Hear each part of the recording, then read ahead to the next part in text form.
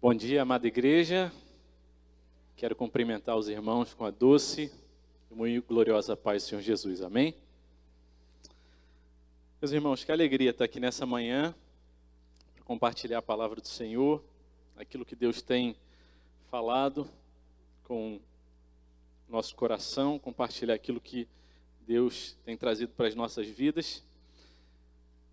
E nosso coração tem se quebrantado diante de Deus em oração, orando pela vida de cada família aqui da igreja. Muitos eu já consegui conhecer, outros conheço só o nome, mas temos orado.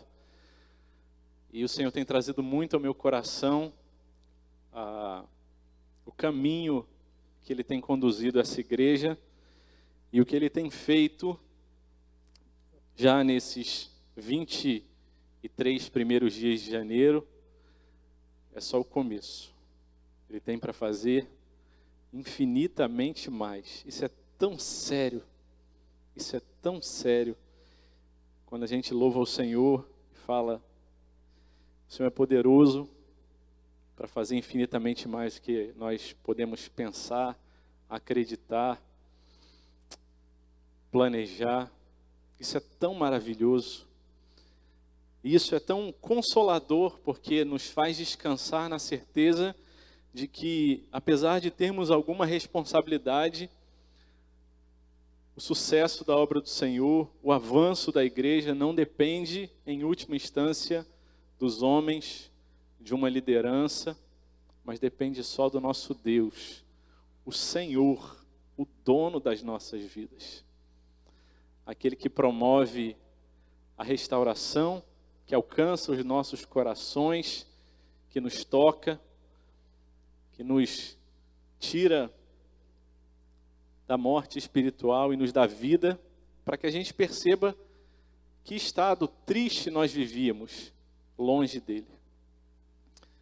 Nós temos meditado no livro de Neemias, nessa série de mensagens intitulado Caminho da Restauração, e eu quero convidar você mais uma vez a abrir no livro de Neemias, no capítulo 2, e hoje nós vamos ler do versículo 11 até o versículo 20.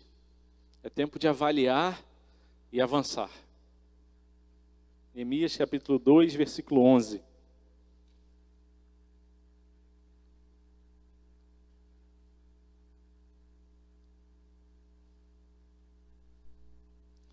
A palavra do Senhor nos diz assim: Então cheguei a Jerusalém, depois de esperar 3 dias, e me levantei à noite junto com os poucos homens que estavam comigo.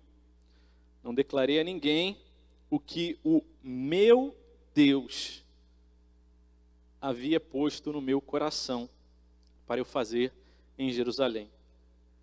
Não havia comigo animal algum, a não ser o que eu montava. De noite saí pelo portão do vale em direção à fonte do dragão e ao portão do montouro, e inspecionei as muralhas de Jerusalém que estavam em ruínas e cujos portões tinham sido destruídos pelo fogo. Passei o portão da fonte e ao tanque do rei, mas não havia lugar por onde o animal que eu montava pudesse passar.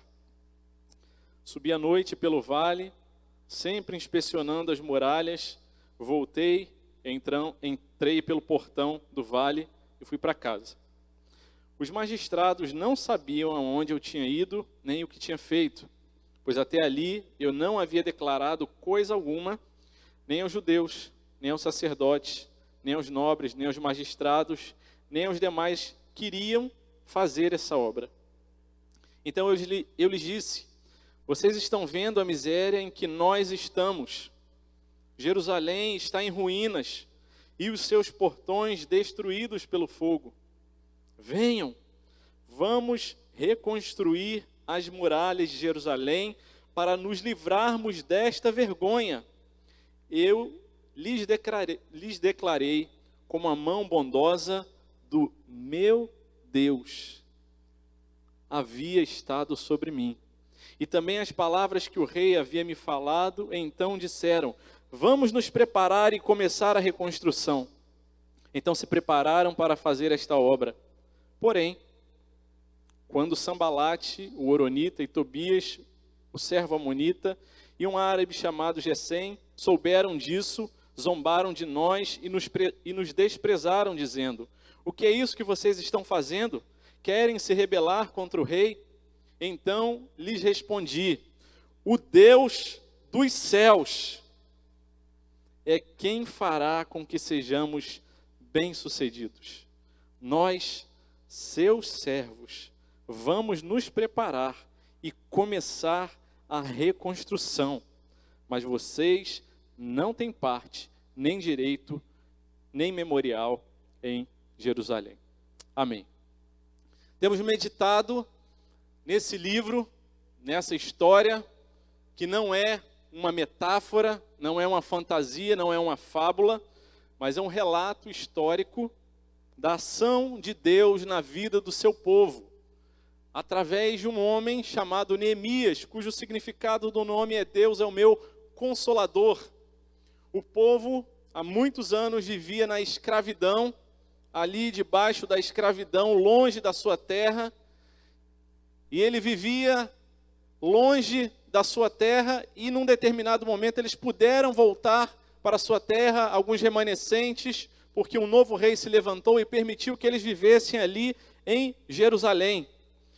Mas eles viviam, ainda que na terra deles, de volta como escravos, eles viviam ali numa situação de vergonha, de miséria, de tristeza, e o povo andava com o coração tão triste durante tantos anos. Hanani, então, um homem que vivia ali em Jerusalém, mandou uma carta para Neemias, que vivia na corte do rei que dominava sobre aquele povo, o rei Artaxerxes. E então Neemias recebe aquela carta e o coração dele se quebranta, ele sofre, ele chora pelo povo e ele vai buscar ao seu Deus, porque apesar dele ter vivido tantos anos na corte do rei, que dominava sobre o seu povo, ele servia com excelência, fazia o melhor trabalho que ele podia fazer como copeiro, mas ele não havia esquecido nem do povo, nem do Deus dele, o Senhor dos céus.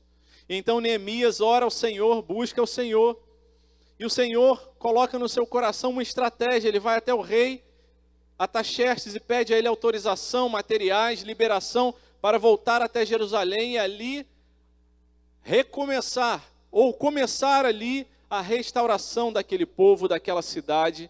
E esse começo do livro de Neemias nos relata isso. O livro de Neemias pode e deve nos inspirar e nos ensinar o caminho da nossa restauração como igreja, como servos do Senhor, como gente que entende que foi salva pelo Senhor e que já entrou, quando foi salvo pelo Senhor, no caminho da santificação. Um caminho em que o Senhor vai atuando, agindo na nossa vida e vai tirando aquilo que não agrada a Ele, que traz tristeza para a nossa vida, vai nos limpando do pecado, do erro, da injustiça, e as nossas ruínas espirituais vão sendo removidas, individual e coletivamente. O Senhor vai nos restaurando para que o nome dEle seja glorificado. Depois da restauração dos muros da cidade, dos portões, o culto foi restaurado, a adoração ao Senhor foi restaurada, porque o Senhor Deus é o que chama e é o que mantém o seu povo caminhando. E ainda que a gente se afaste dele, ainda que a gente vire o rosto para o outro lado e queira desprezar o Senhor, o amor dele não passa, ele não desiste de nós. Mas é bem verdade que muitas vezes o Senhor nos fala em uma linguagem de amor, em uma linguagem mansa, e o nosso coração endurecido continua teimoso, não querendo obedecer ao nosso Deus.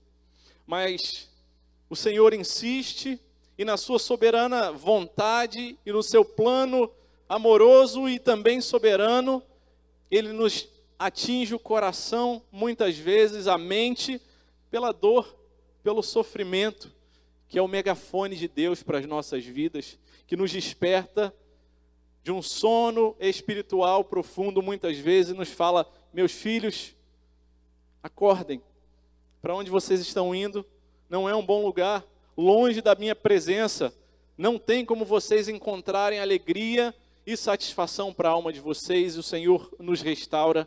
E essa é a história do povo de Deus na cidade de Jerusalém.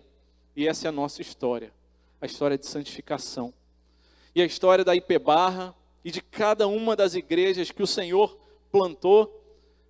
É a história de homens e mulheres que querem ver a sua igreja restaurada como uma noiva que se prepara para esperar a volta do noivo. A IPBarra é amada pelo Senhor.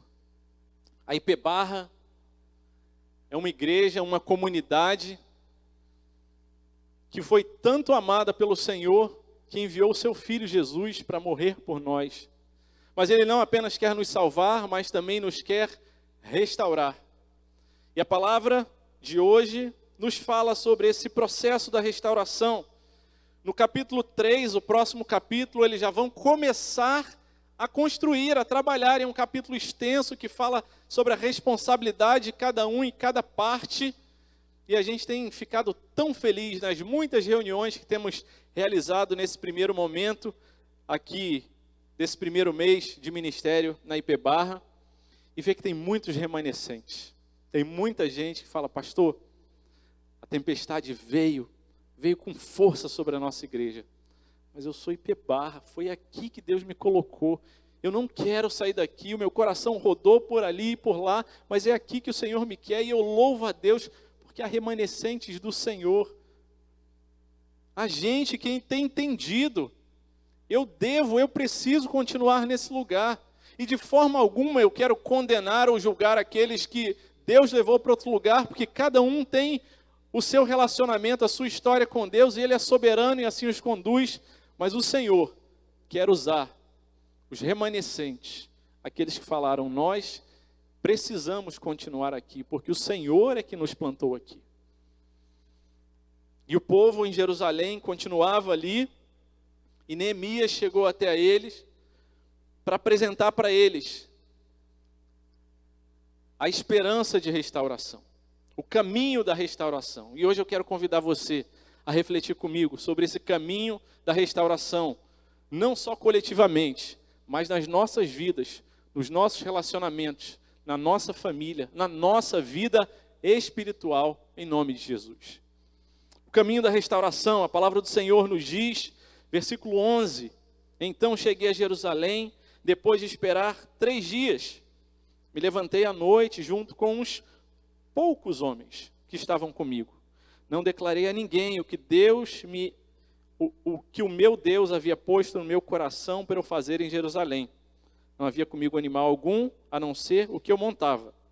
De noite, saí pelo portão do vale em direção à fonte do dragão e ao portão do montouro, e inspecionei as muralhas de Jerusalém que estavam em ruínas e cujos portões tinham sido destruídos. E segue a palavra dizendo, passei ao portão da fonte, ao tanque do rei, mas não havia lugar por onde o animal que eu montava pudesse passar.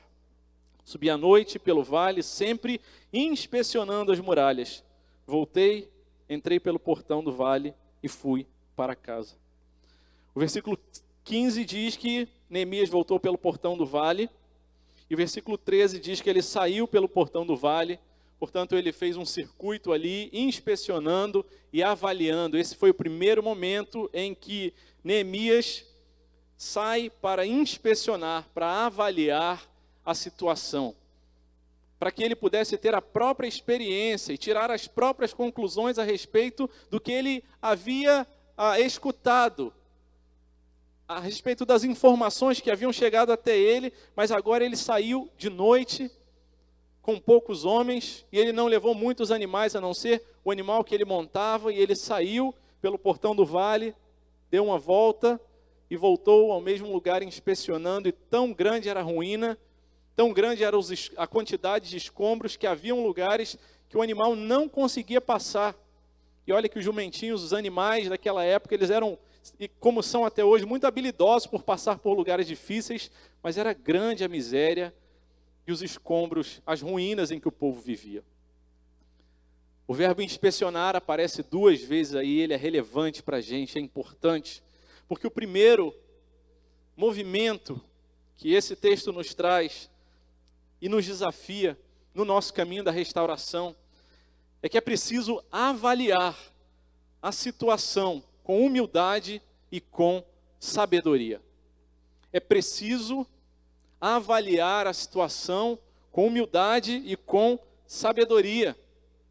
Nós não podemos entrar numa nova empreitada, numa guerra, numa luta, sem avaliarmos antes, sem olharmos com cuidado, sem calcularmos, sem termos a noção correta do tamanho do desafio que está à nossa frente. Se a gente entra sem avaliar, a gente entra com uma chance muito maior da gente fracassar. E o Senhor nos convida nessa manhã a, em pequenas revoluções pessoais, nós dizermos não para agendas tão lotadas de tantos compromissos e priorizar aquilo que é importante na nossa caminhada espiritual. Avaliar o nosso próprio coração com humildade, com sabedoria, com tempo. O tempo que a gente dedica para as coisas de Deus, para meditar na palavra de Deus, para olhar para o nosso próprio coração, fala muito a respeito de nós mesmos. O tempo que eu dedico durante a semana, durante o meu dia, para olhar para o meu próprio coração, para avaliar, para examinar, fala muito a respeito de nós. Porque para aquilo que a gente ama, que a gente quer fazer, a gente sempre consegue tempo. Mas para a gente se avaliar, nós precisamos priorizar o nosso tempo e olhar com cuidado e com humildade. Neemias saiu de noite, a impressão que a gente tem é que ele não queria ser visto pelas pessoas, e é o que o texto nos fala, que ele não anunciou para ninguém. Esse é um movimento íntimo, pessoal, você com Deus, avaliar o seu coração. A restauração da nossa igreja, da nossa vida espiritual, começa com a avaliação do nosso próprio coração. Se a gente continuar fazendo as mesmas coisas, da mesma maneira que a gente está acostumado a fazer e esperar resultados diferentes, meus irmãos, nós somos os mais tolos dos homens. Porque se a gente continua fazendo a mesma coisa, como é que a gente quer resultado diferente, um horizonte diferente? O Senhor fala, avalie o seu coração. E assim nós somos convidados a cada mês, no momento da ceia, a examinar o nosso próprio coração. É o que o apóstolo Paulo nos traz em 1 Coríntios 2, 11, 28. Examine-se, pois, o homem a si mesmo. E meus irmãos, para a gente examinar com cuidado, a gente precisa de tempo, de atenção, de energia, de prioridade. Como é bom quando a gente chega num profissional de saúde, um médico, uma enfermeira, em alguém que vai atender a gente, que vai avaliar a gente, num profissional de outra área, e se sente examinado com cuidado. Que grande tristeza é o contrário, quando a pessoa nem olha nos nossos olhos e fala, eu já sei o que você tem, fala, como é que você pode saber? Você nem conversou comigo, você nem olhou para mim, você nem me examinou. Mas por que a gente faz assim com a nossa vida espiritual? Com a nossa vida com Deus? Com a nossa vida, que é toda espiritual? Tudo que nós fazemos é espiritual. Não é só o tempo que a gente está aqui dentro da igreja, mas é em todos os momentos da nossa vida, quando você está com a sua família, no seu trabalho, nos seus estudos, andando pelo caminho, malhando na academia, almoçando, jantando, dormindo. Tudo é a tua vida e é espiritual e é do Senhor e precisa ser avaliado com humildade e com sabedoria. O nosso Deus, Ele é um Deus maravilhoso que nos deu a oportunidade de vivermos em comunidade. É o Deus que nos deu uma igreja e que Ele chamou de corpo, em que um membro precisa servir ao outro. E nós temos o santo e maravilhoso desafio e oportunidade de não caminharmos sozinhos. Neemias saiu para caminhar, para fazer aquela avaliação, para inspecionar, e ele chamou poucos homens. E é muito natural que a gente chegue a concluir que eram homens de confiança, homens que ele pôde compartilhar aquilo tão precioso para ele. Não é difícil a gente imaginar Neemias chamando aqueles homens e falando: nós temos uma missão nessa noite. Nós temos um trabalho a fazer. E é só esse pequeno grupo que vai estar envolvido. Porque avaliar o nosso coração, inspecionar as ruínas, as coisas difíceis, precisa ser feito com sabedoria. E vivendo num corpo, nós temos essa maravilhosa oportunidade de falar: meu irmão, minha irmã. E aos casados, falar: meu marido, minha esposa. Aos que têm filhos, podem e devem chegar para os seus filhos e falar: meu filho. Aos filhos dizerem aos seus pais: meu pai, me ajuda a avaliar a minha vida. Olha para mim. Será que tem alguma coisa nas minhas costas que eu não estou vendo? Será que tem alguma coisa no meu agir, no meu falar, no meu jeito, que às vezes é tão subjetivo, mas que incomoda, que faz as pessoas se afastarem de Deus e que eu não tenho admitido, reconhecido? Mas esse é um ato de coragem, porque você vai ouvir coisas que você não gosta. Mas é um ato maravilhoso. E saibam, meus irmãos, que com temor e tremor, se o Espírito Santo tem falado ao seu coração, dê glórias a Deus, porque se o Senhor já incomodou o seu coração para você fazer esse movimento, saiba que isso não partiu de você, partiu do Espírito Santo de Deus. Assim como Neemias fala: eu não declarei a ninguém o que o meu Deus, é porque Deus é quem opera em nós o querer e o realizar. Quantos de nós, com o coração endurecidos e teimosos, insistimos no erro e justificamos os nossos comportamentos durante tanto tempo e de tantas formas, e um dia o Senhor fala ao nosso coração e a gente se rende e fala: Deus, tem misericórdia da minha vida. Deus, eu não aguento mais viver assim, me ajuda, me socorre. E quando o Senhor começa o quebrantamento, a obra, o avivamento, que é assim que o avivamento começa, não há quem possa parar. E nesse trabalho de cooperação do Espírito Santo falando e você abrindo o coração, nós podemos louvar e bendizer ao Senhor, porque Ele é quem opera em nós o querer e o realizar. Nós temos amigos, irmãos, temos profissionais que podem nos ajudar nessa igreja e que estão disponíveis para serem acessados: psicólogos, conselheiros bíblicos, pastores, amigos, irmãos mais experientes, com mais tempo de caminhada. Você não está só, você não está sozinho. Pastor, mas eu tenho vergonha, eu tenho medo de ser julgado.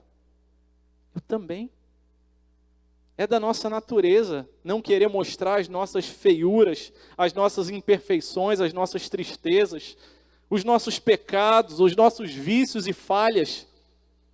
Mas é da natureza divina nos mostrar essas coisas, não para nos levar ao desespero, mas para nos dar esperança de que o Senhor Jesus nos amou, sendo nós ainda pecadores. Ele não esperou a gente se ajeitar para finalmente nos abraçar, não. Ele nos amou sujos, inimigos de Deus. E se Ele nos amou assim, será que Ele vai nos abandonar agora? De forma alguma. Ele continua caminhando com a gente. E esse é o movimento de avaliar o nosso próprio coração, que precisa começar desde as crianças, dos adolescentes, dos jovens, dos homens, das mulheres, dos casais, dos idosos. Não há ninguém que possa falar: eu já estou pronto, eu já sou santo, não tem nada mais para acontecer, para que eu possa melhorar. E quanto mais velhos a gente é, mais a gente acha que já sabe tudo, e mais nós precisamos da graça do Senhor para quebrantar duros corações. E essa é a nossa esperança de restauração para a Igreja Presbiteriana da Barra. Porque eu tenho escutado muitas palavras dizendo assim: mas sempre aconteceu assim. Mas nós louvamos ao Senhor, porque o Senhor é aquele que coloca um cântico novo nos nossos corações. Pastor, mas eu sempre fiz assim, mas eu não consigo resolver esse trauma, essa situação, essa dificuldade, essa mania, esse pecado de estimação. E o Senhor nos fala: meu filho, minha filha, eu estou contigo. Você não precisa depender de você. Se eu abrir os seus olhos, se eu despertei você, eu também vou te dar força para você caminhar. O Senhor quer nos reagrupar, nos trazer de volta. O Senhor quer nos restaurar e o Senhor quer nos reorientar no novo e vivo caminho que Ele tem para cada um de nós. A esperança. Primeira carta de João, capítulo 1, versículo 9 diz: se confessarmos os nossos pecados, Ele é fiel, Ele é justo para nos perdoar os pecados e nos purificar de toda injustiça. Se confessarmos, o Senhor quer nos abençoar, o Senhor quer nos restaurar. E o Senhor quer nos dar o privilégio da gente não ter um relacionamento das coisas no atacado, de lote. Senhor, perdoa a multidão dos meus pecados. Não, Senhor. Tem misericórdia por causa desse pensamento, dessa palavra, do meu jeito. Tem misericórdia porque eu ouvi o que o pastor falou, perguntei para o meu irmão, para minha irmã, para minha esposa, e ela apontou o erro e eu foi com mais raiva ainda. Senhor, tem misericórdia da minha vida. Tem misericórdia da minha vida, porque eu ouvi a respeito do meu erro, e em vez de eu ficar quebrantado diante do Senhor, eu me deprimi, dizendo, não tem mais jeito para mim. E o Senhor fala, tem jeito para você, tem jeito para a sua vida, para a sua família. Há esperança de restauração, porque é um Deus poderoso que nos ama, e que fala, sede santos, porque eu sou santo. E Ele sabe que nós somos fracos, por isso nos enviou o Consolador, o Espírito Santo de Deus, que nos desperta e nos ajuda no caminho da santificação. A muitos o Senhor assim tratou. Ele não teve meias palavras quando Ele chegou para a mulher samaritana ali em João capítulo 4, e ela ali na beira do poço, e Ele fala para ela, olha, você já teve muitos maridos. Na verdade, você tem razão em dizer que não tem marido. João capítulo 4, versículo 17. Versículo 18 diz, porque já teve 5 e esse agora não é seu marido, o que você disse é verdade. O Senhor Jesus não expôs a história triste, dura, de vida daquela mulher para esmagar a cana quebrada, antes para restaurá-la. E aquela mulher se quebranta e fala, eu vejo que há um profeta entre nós, há um homem de Deus entre nós, e assim o Senhor nos quer restaurar, começando com a nossa avaliação calma, tranquila e com prioridade da nossa própria vida. É verdade que nem sempre tão tranquila, às vezes turbulenta, às vezes que traz tristeza, às vezes a gente vê as ruínas tão grandes que o animal não consegue nem atravessar, como Neemias fala ali, o jumentinho dele não conseguia passar para o outro lado, tão grande era a destruição, mas ele não desanimou. Ele deu o próximo passo. E a palavra do Senhor nos diz, a partir do versículo 17. Acompanhe a leitura, por favor. Então eu lhes disse, vocês estão vendo a miséria em que nós estamos. Jerusalém em ruínas e os seus portões destruídos pelo fogo. Apesar disso, venham, vamos reconstruir as muralhas de Jerusalém, para nos livrarmos desta vergonha. E eu lhes declarei como a mão bondosa do meu Deus havia estado sobre mim, e as palavras que o rei me havia falado. Então me disseram, vamos nos preparar e começar a reconstrução. Então se prepararam para fazer esta boa obra. Meus irmãos, a palavra do Senhor nos traz que se em primeiro lugar nós precisamos avaliar o nosso coração, avaliar unidos com Cristo, avaliar no poder do Espírito Santo, avaliar confiados de que é o Senhor Jesus quem faz isso nas nossas vidas, através da nossa inteligência, da nossa própria capacidade de avaliar, mas é Ele quem dá graça para que a gente faça isso da forma correta. Ele nos dá esperança também para que a gente possa avançar confiantes em Deus. O segundo passo nessa manhã do caminho da restauração é preciso avançar confiantes em Deus. Porque se nós apenas olhamos para a nossa situação, para a nossa incapacidade de, pelas nossas próprias forças, fazer a vontade de Deus e andar em santidade e retidão, por outro lado, nós podemos ter o nosso coração animado e encorajado pela certeza de que nós devemos caminhar e dar cada passo pela fé, confiando de que o Deus que começou a boa obra há de completá-la em Cristo Jesus. Ele não vai te deixar pelo caminho. Ele não esqueceu de você. Ele não te abandonou. Ele não abandonou em nenhum segundo essa igreja. E embora a gente não tenha todas as respostas para todas as perguntas, e nem saiba explicar todos os movimentos, nós podemos ter a fé e a certeza que nós precisamos, podemos e devemos continuar caminhando, avançando, confiante no nosso Deus. A fé é a certeza de que Deus já fez. É a certeza de que o Deus que chama, fala, meu filho, minha filha, confie em mim. Eu não estou prometendo que vai ser fácil. A palavra de Deus não diz que vai ser tranquilo, mas diz que em todos os momentos o Senhor vai estar com a gente. Antes, pelo contrário, ele diz, no mundo, vocês vão passar por aflições, mas tenham bom ânimo. O Senhor Jesus venceu o mundo.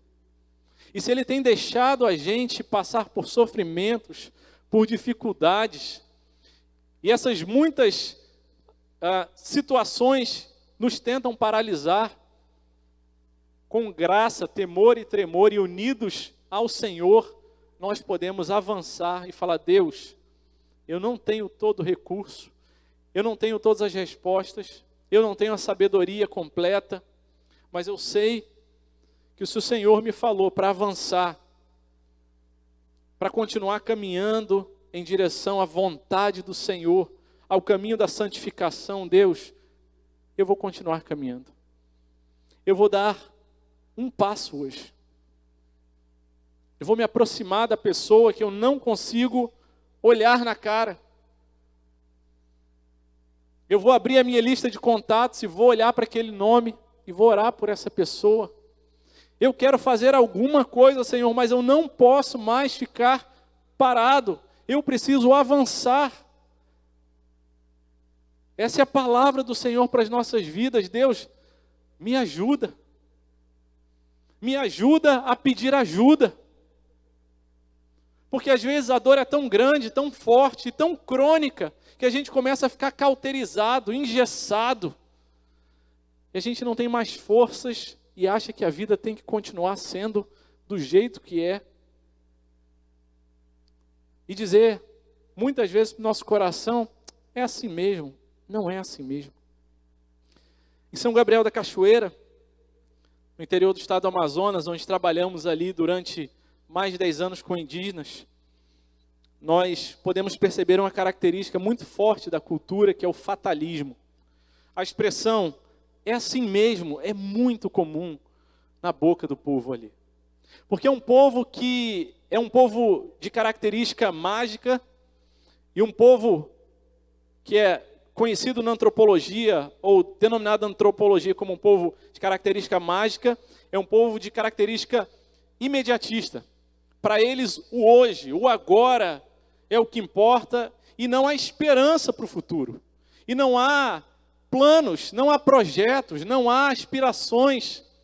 Mas há uma tristeza profunda no passado de dizer assim, é assim mesmo, a gente sempre viveu assim. E por mais que as pessoas falem, por mais que a gente escute pessoas tentando animar, é assim mesmo. Esse é o nosso triste destino sobre a face da terra. Mas nós olhamos para São Gabriel da Cachoeira, para uma cultura indígena tão distante da nossa, e chegamos no Rio de Janeiro, e muitas vezes encontramos gente sem esperança, sem sonhos, sem brilhos nos olhos, gente que já desistiu de viver. Mas o Senhor fala para a gente, meu filho, minha filha, vamos caminhar para frente. eu estou aqui com você. Eu sei que está doendo.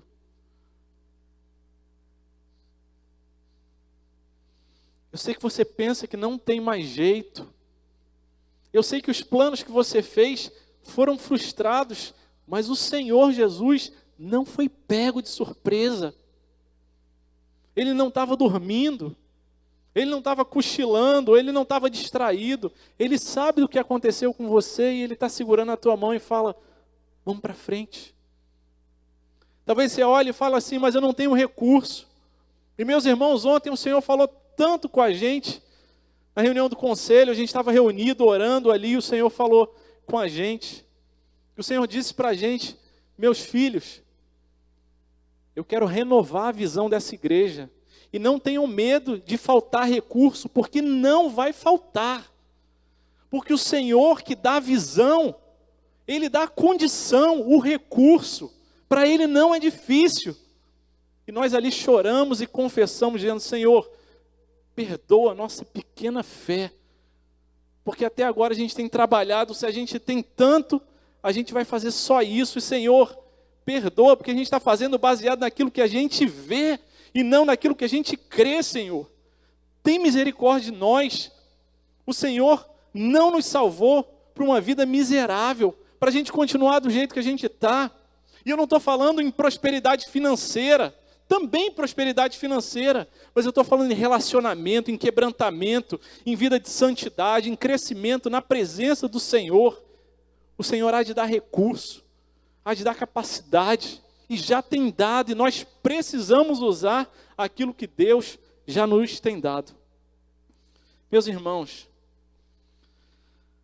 me lembro quando a gente começou o nosso ministério em São Gabriel da Cachoeira, e a gente fazia as viagens de voadeira, e voadeira é uma canoa de alumínio com motor de popa, e eu me lembro que cada vez que eu entrava ali naquela voadeira, e no começo do ministério só era na família eu, Marcelo e o Samuel, tinha ali mais ou menos uns 3 anos de idade, eu falava, Deus, não tem garantia que essa voadeira, que esse barco não vai afundar nessas águas escuras do Rio Negro, cheias de pedra. Mas Deus, o Senhor está com a gente. Me ajuda a confiar. E avançar e confiar não significa dizer que acabou o medo. Significa que ainda que a gente tenha medo, ainda que a gente não tenha todas as respostas, a gente vai procurar se municiar, se juntar de coisas que possam ajudar a gente, mas a confiança final da gente está no Senhor. É assim que o crente precisa avançar, lembrando da palavra, lembrando que temos a ferramenta poderosa da oração, que muitas vezes a gente despreza. A gente tem a palavra que a gente lê com muita preguiça, muitas vezes. E a gente gosta, talvez, muitas vezes, de ler comentários, de fazer especulações, mas a gente se esquece da nossa vida devocional, na coisa mais simples que o crente precisa ter, de reflexão, de deixar a palavra ressoar nos seus ouvidos e no seu coração. Meus irmãos, Efésios capítulo 1, do versículo 3 ao 14, tá tantas promessas, tantas coisas maravilhosas. A partir do versículo 3 ele diz, bendito seja o Deus e Pai de nosso Senhor Jesus Cristo, que nos abençoou com todas as bênçãos espirituais nas regiões celestiais. Antes da fundação do mundo, Deus nos escolheu, Ele nos abençoou com todas as bênçãos, Ele nos escolheu para sermos santos e irrepreensíveis. Deus já nos escolheu para esse propósito. E se Deus fala, avança nessa área da sua vida, será que a gente ainda precisa ter dúvida de que essa é a vontade de Deus? Está declarada. E Ele nos predestinou para Ele, para sermos adotados. Meus irmãos, para fazermos parte da família, para ganharmos um nome, a proteção, a bênção. E o nosso coração incrédulo, e o nosso coração inseguro, ansioso, continua se afastando de Deus, porque a gente não medita, a gente não deixa que a palavra crie raízes em nosso coração. Nele temos a redenção pelo seu sangue, a remissão dos pecados. segundo a riqueza da sua graça, a graça que Ele derramou de forma abundante sobre nós, em toda sabedoria e entendimento. Versículo 11, em Cristo fomos também feitos herança. Tanta coisa boa que a gente deixa passar, mas a gente prefere se encher de outras notícias, a gente prioriza outras informações e angustia a nossa alma, porque a gente não prioriza a palavra amorosa do Deus que quer fazer infinitamente mais.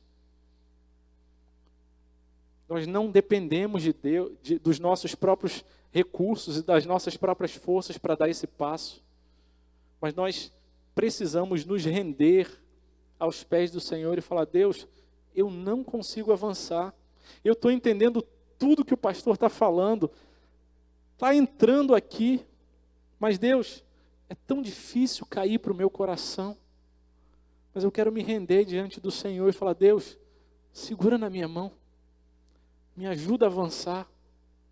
Senhor, ajuda a IPBarra a continuar caminhando para frente, a fazer muito mais do que ela já fez em toda a história dela, a alcançar muito mais pessoas, a voltar a investir em missões, a aumentar os recursos investidos na obra social, a salvar pessoas, a levar a palavra do Senhor. Deus nos ajuda a avançar, mas Senhor, tem misericórdia de nós, porque o Senhor que começa a obra é que merece toda a honra e toda a glória.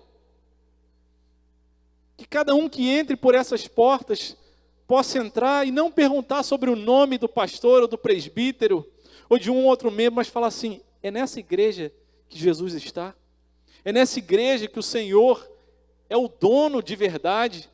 E que cada um que está aqui dentro é servo dele e que avança com ousadia, com fé e glorifica o nome dele?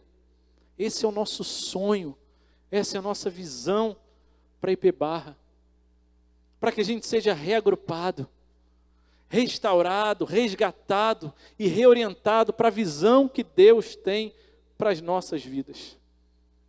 Eu vou falar para vocês, Ele já começou. Deus já começou a fazer isso. E a gente está tão animado com isso. E quando a gente louva o Senhor, e a palavra infinitamente mais se repete,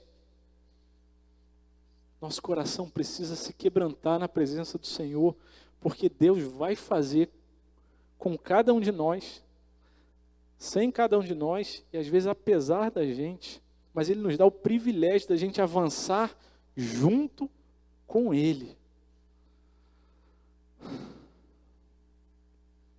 A palavra do Senhor segue dizendo, no versículo 19,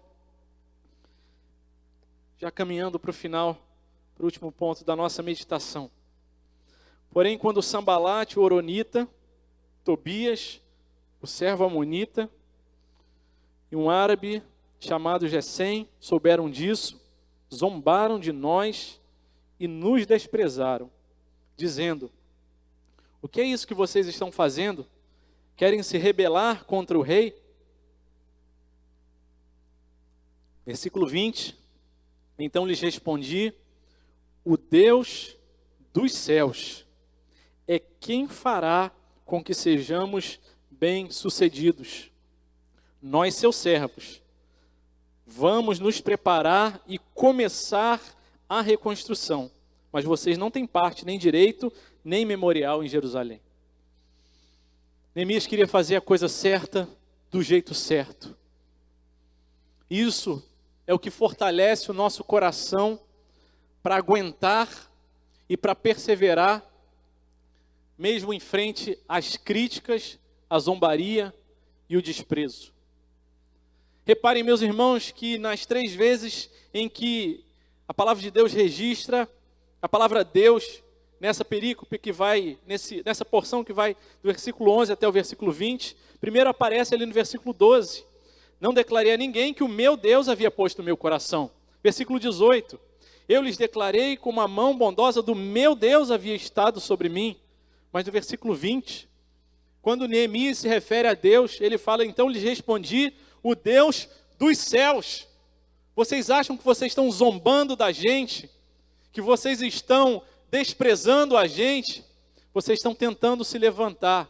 É contra o Deus dos céus, o soberano Senhor de toda a criação, diante do qual todo joelho vai se prostrar. Vocês não estão zombando da gente. Vocês estão zombando do Deus dos céus. E por isso, com ousadia, Neemias fala, é o Deus do céu, quem fará que sejamos bem-sucedidos? A vitória não é garantida por causa dos nossos cavalos, por causa dos nossos homens de guerra, por causa da nossa capacidade de reconstruir, mas é Deus quem vai fazer. E por causa dessa certeza, Neemias guardou o coração dele das críticas que não param por aí. Elas vão aumentando cada vez mais. Quem conhece a história do livro de Neemias sabe disso. E o desafio da palavra de Deus para a gente, o encorajamento do Senhor para as nossas vidas, é que a gente guarde o nosso coração das críticas. E que a gente possa se defender com o escudo da fé. A certeza que o Senhor é quem vai com a gente.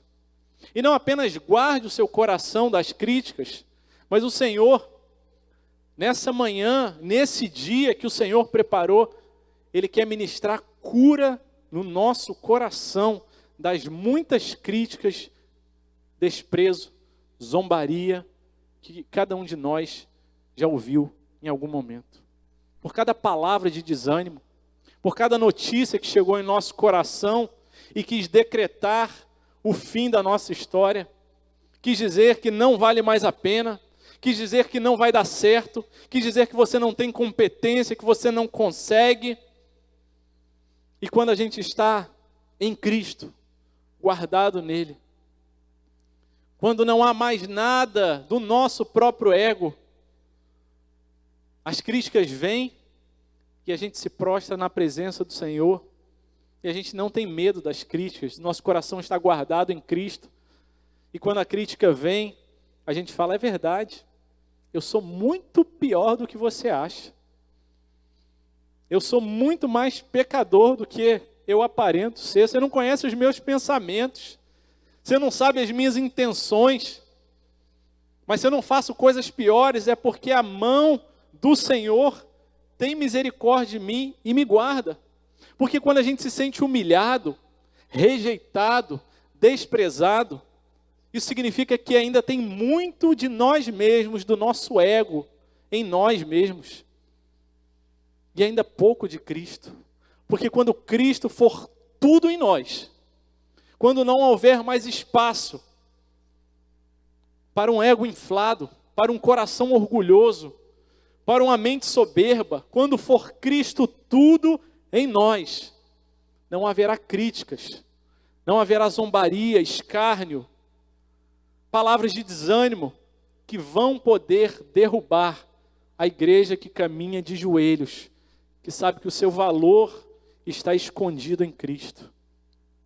E o seu valor não está nele mesmo, a gente reconhece, a palavra nos ensina, nós somos desesperadamente pecadores, corruptos, a nossa natureza quer nos levar para longe de Deus, e se temos alguma coisa boa, é porque o Senhor fez isso e vai continuar fazendo nas nossas vidas.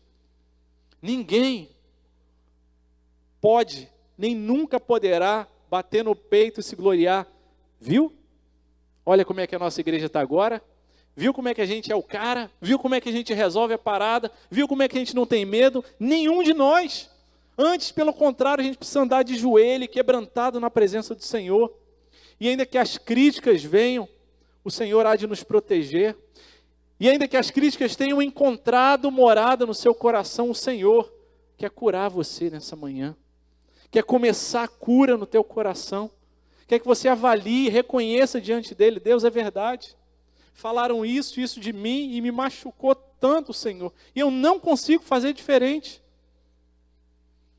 Eu não consigo mudar a minha natureza. Ninguém consegue.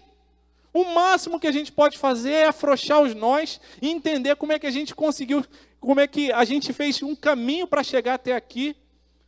Mas quando a gente olha para a nossa situação, a gente fala, e agora, Deus? A palavra nos diz, a minha graça te basta. Por isso confia em mim, guarda o teu coração, deixe que falem. Falaram do Senhor Jesus tantas vezes, na tentação no deserto, o questionamento, logo depois de ter sido Jesus batizado e ter ouvido, esse é o meu filho amado, a primeira palavra que é registrada, que Jesus ouve depois é, se és filho de Deus, será que é mesmo? E as críticas têm esse poder de colocar dúvidas no nosso coração, se nós não nos protegermos com o escudo da fé e não nos quebrantarmos na presença do Senhor. Porque Ele fala, meu filho, minha filha, ainda que ninguém te reconheça, eu te amo. Você é precioso, você é preciosa para mim. Eu não abandonei você, eu não esqueci de você. Entrega esse coração endurecido, se rende. Não fica mais chateado, aborrecido, porque não elogiaram você, porque não reconheceram você. Porque quando a gente fica chateado, aborrecido, porque a gente tem expectativa no reconhecimento dos homens, vamos falar com muita sinceridade. A gente está esperando ser reconhecido por Deus ou pelos homens? A gente serve a Deus ou como os fariseus que oravam nas praças, orando de si para si, porque queriam o reconhecimento das pessoas? Meus irmãos, minhas irmãs, o Senhor nos convida, nos convoca, nos desafia, mas também nos fortalece, para que a gente proteja o nosso coração das críticas, das zombarias, das palavras de desânimo, da história de vida que talvez você tenha, que te trouxe até esse lugar, até essa situação, e se render aos pés do nosso Salvador, que suportou toda a humilhação, que deixou a glória dele, desceu aos céus, tomou forma de homem e sofreu todo tipo de zombaria, para que a gente pudesse ter o nosso coração, as nossas emoções, a nossa mente guardadas em Cristo Jesus. Que nessa manhã o Senhor nos dê graça, que nessa manhã o Senhor nos socorra, que nessa manhã o Espírito Santo de Deus nos visite com poder, que Ele nos dê a força, sabedoria e humildade para a gente avaliar o nosso próprio coração, para a gente pedir ajuda, para a gente falar, eu não aguento mais ser assim, eu sei que eu estou desagradando a Deus. Que o Senhor nos ajude a gente a avançar, dar passos de fé, confiar de que o Deus que me chamou é o Deus que me sustenta, é o Deus provedor, e Ele não vai me abandonar. Que o Senhor também nos dê graça, para que o nosso coração, ele esteja guardado, a nossa mente esteja protegida nas mãos do Senhor, para que ainda que venham críticas, zombarias, dificuldades, uma história de vida que talvez está até hoje forçando você a ser do jeito que você é, o Senhor fala, eu tenho um cântico novo para você, eu quero restaurar você, eu quero que a glória da segunda casa, do novo tempo na vida de cada um dessa igreja, e dessa igreja como um todo, seja muito maior do que a primeira, e que o nome do Senhor seja exaltado. Vamos orar ao Senhor? Feche seus olhos, baixe sua cabeça, tenha um tempo de oração silenciosa, na presença de Deus.